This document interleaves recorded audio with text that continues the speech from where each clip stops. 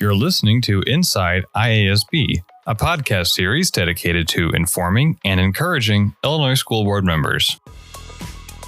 Hello, everybody, and welcome to the podcast. My name is Isaac Warren. I'm the Assistant Director of Digital Communications at the Illinois Association of School Board.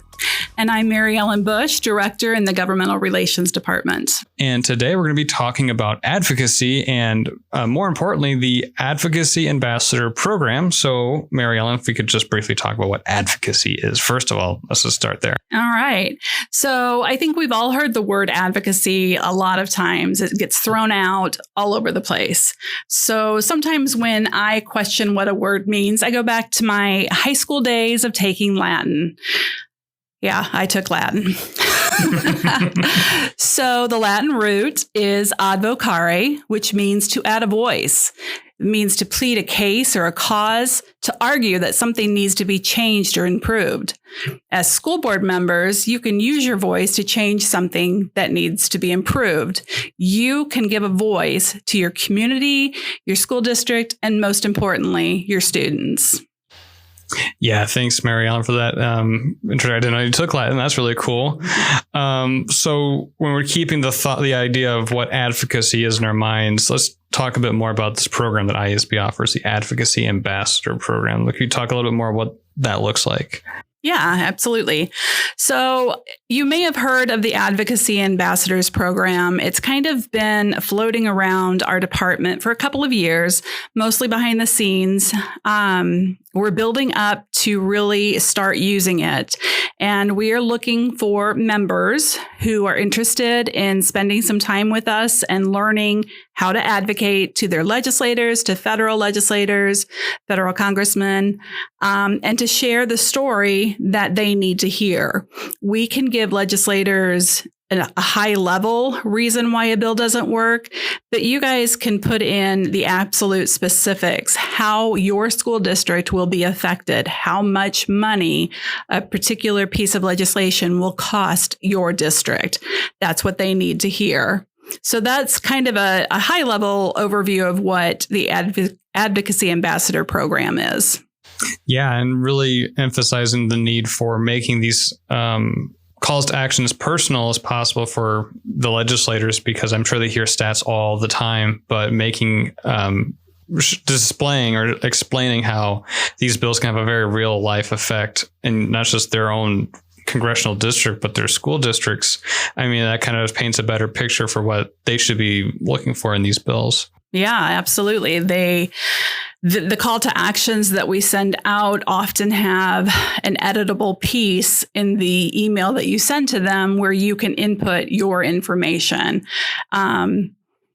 For somebody to send an email that everybody else is sending doesn't stand out, but when you put in your school district and how it affects you, those legislators are going to listen because you're their constituents. Yeah, absolutely. So talking more about what the Advocacy Ambassador program looks like, what is the demand of a person, or what are they kind of getting themselves into when they sign up? So it's not too bad. GR is kind of fun to work with, I have to say.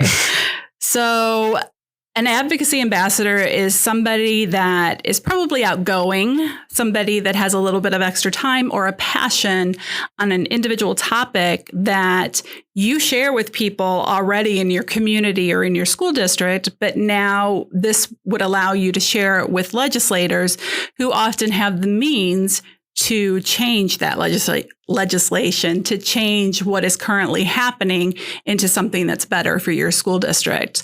So we need an outgoing person. We need somebody that has some time, some passion. You have to be a school board member, which you are as a member of IASB, and just be willing to be available. Absolutely. And thank you for discussing the characteristics of what we're looking for. Yeah, I think the more extroverted and outgoing, the better. You gotta get in front of the legislators to kind of make sure you make your case heard, because this is very important stuff. Some of these bills can have very significant impacts, not just on the day-to-day operations, but the financial situation of some school districts. So it's important to kind of stay abreast of what's going on at the Capitol. Right. We send out legislative reports, so you should be aware of the topics, the specific topics. and even with the time frame and how much time that you would need to commit to this program, it depends. It may be as simple as clicking on a button and sending an instant email to your legislator. It may be creating a witness slip that says you oppose or you support a specific piece of legislation. It could be as lengthy as coming to Springfield to testify. Our hope is that we will have enough members that no one person is spread too thin. We're not looking for that. We're looking for the people that have a little bit of time and are willing to embrace this program. So if people want to, let's say a board already has an advocacy ambassador, would they be able to recruit additional ones on their own board, or can they have like as many as they want, or just one is enough? Mm-hmm. There's no limit. We have not done that yet. Our numbers are still pretty small as we're gearing up for this. And we would love for our new advocacy ambassadors to recruit others. There's no limit. We've talked at some point that once our numbers grow, that we might grow into tiers where there is a large number of people who can do the quick and easy things, and maybe a few other people that have the passion and the extra time to do something that might take a little bit longer. Absolutely. Yeah. I think that if we can get some momentum going in these initial stages of this program, that's going to really pay off some big dividends later on. So I think if you want to be on the cutting edge of what advocacy is doing at ISB, I think being an advocacy ambassador is definitely the direction to go. And it kind of does prompt a bit more action from school board members, because being a school board member as a volunteer, it's a big responsibility. And then we're kind of asking this additional responsibility on top of people. But this is what commitment to your school district looks like. It looks like being willing to go to Springfield, or to send email, or talking with your legislators on the phone, and however that works. And it's so much more than just attending meetings. Being a school board member is. Sure. Yeah. You already advocate. So we don't think it's a whole lot outside your wagon wheel. And we just, as an association, we appreciate so much the time and effort that all of you put into being a board member. It's a selfless, as Isaac said, it's a volunteer position, and we are not looking to overburden you with too much time or too much effort. We're looking for a large number of people that we can use at different times. Yeah, and I think that's just awesome. So how would somebody get involved in the program? How do you sign up to become an ambassador? So there is, underneath the advocacy tab on our website, there is a tab for ambassador. And it's an at a glance to see exactly what it is. And then there's a sign up button on that sheet. The sign up is really quick. I think it's about 10 questions, very simple. Your name, your role, how long you've served on the board, if you've had any previous work in advocacy, if you already have relationships with legislators, we want to know that. Some different items that you might be willing to do, like meet with legislators, provide testimony, maybe provide oral testimony, or if we have a day in the Capitol, we'd love to have you visit the state Capitol.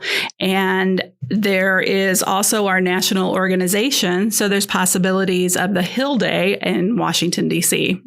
Yeah. And, if you haven't been to the Capitol before, it's a great excuse to go, because it is really a sight to behold and to be there in person. So yeah, that's a lot of asks of a person. And I think that there might be some people who are like kind of on the fence, like, I don't know if I really have the skill set for this, but kind of want to alleviate that, because ISB will definitely offer some training, like even in the next episode or in a future episode where we'll be discussing how to talk with legislators, which, that's just a whole different thing to talk about, but be looking forward to that. So, but Mary Ellen, what other types of training can we offer people who want to become an ambassador? So we have put together some, we call them at a glance sheets that are just little snippets in a visual sheet that you can look at quickly, and it explains the process, what we would like for you to do. We're putting together videos, we're putting together podcasts, we're putting together webinars. And once we really get this program up and off the ground, you should be about flooded with information about the ambassador program. And at any time, if you have questions, we are available. We may be in the Capitol and not able to answer your question right then, but we will get back to you and let you know. And if we don't know, we will find the answer. Absolutely. Yeah, we want to make sure we're providing the best resources for our members, not just in their role as a school board member, but also should they ever be called to stand and give testimony, which is, that's spooky to think about. But I think that anyone who feels the need to really put themselves out there and really testify on behalf of their school board is doing a huge service, not just for their school board, but they're really the whole community. And the whole state, because that legislation could affect everybody. So, imagine being the difference between a yes or a no vote just because of your testimony. So there's a lot more power in the hands of board members. There really is. I have an example when we were sitting in committee and it was about to start, and we had just sent out a call to action, a very quick, we need you right now.